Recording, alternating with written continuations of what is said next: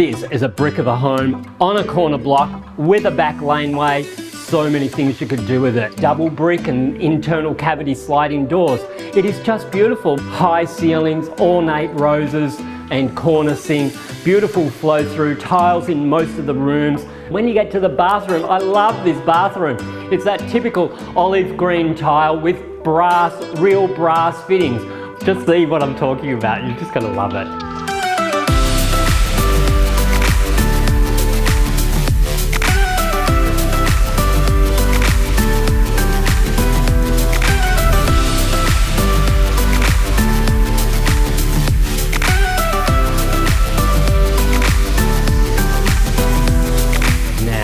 Get out into the backyard. There's a second kitchen there. That's where you're going to make all your sausage and tomatoes, and there's a cellar for the wine, and there's even a wood-fired pizza oven. Need I say more? Trevor Pickens, First National. Come and have a look at this home, corner block in Preston.